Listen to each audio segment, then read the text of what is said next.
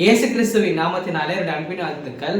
தேவனுடைய ஆசீர்வாதமான நாள் என்ற ஊழியத்துக்கு த காட் பிளெஸிங் டே என்ற ஊழியத்துக்கு உங்களை அன்போடு வரவேற்கிறேன். இன்றைக்கான தேவ வார்த்தை என்னன்னு நீங்க கேட்டீங்கன்னாக்கா, நாகும் 1:7 கர்த்தர் நல்லவர், இக்கட்டு நாளிலே அரணான கோட்டை, தம்மை நம்புகிறவர்களை அறிந்திருக்கிறார்ன்ட்டு வசனம் இருக்கு. கர்த்தர் நல்லவர்.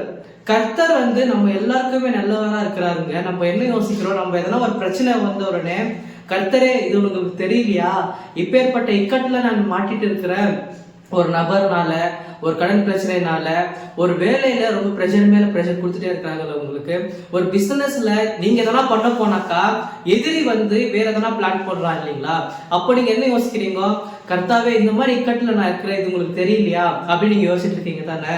கர்த்தர் உங்களுக்கு அரணான கோட்டை, தம்மை நம்புகிறவர்களை அறிந்திருக்கிறார் அப்படின்ட்டு வசனம் இருக்குங்க. கர்த்தர் உங்களுக்கு அரணான கோட்டையா இருக்கிறாராம். அதே போல அவர் உங்களை அறிந்திருக்கிறாருங்க. நீங்க இப்ப எங்க இருக்கிறீங்க, என்ன பண்ணிட்டு இருக்கீங்க, சாப்பிட்டீங்களா அப்படின்னு கேட்கறதுக்கு யாரும் இல்லைன்னு யோசிச்சுட்டு இருக்கீங்களா?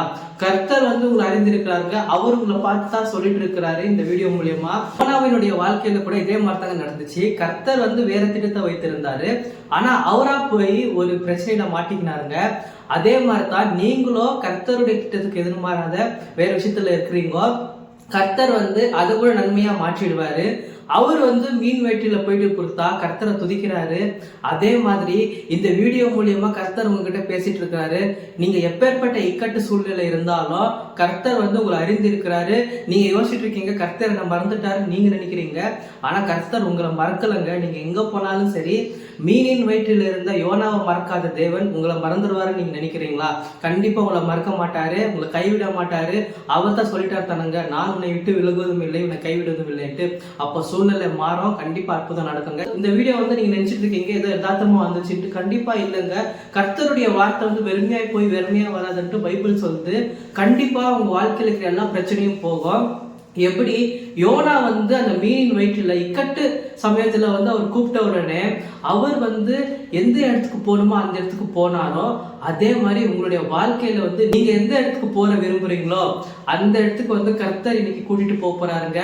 கடன் இல்லாத வாழ்க்கை, பிரச்சனை இல்லாத வாழ்க்கை, அதே போல ஒரு நல்ல வேலை, ஒரு நல்ல பிசினஸ், எல்லாமே உங்களை தேடி இன்னைக்கு வரப்போகுது. கர்த்தருடைய வார்த்தை தாங்க இப்படி சொல்லுது. நீங்க விசுவாசிங்க.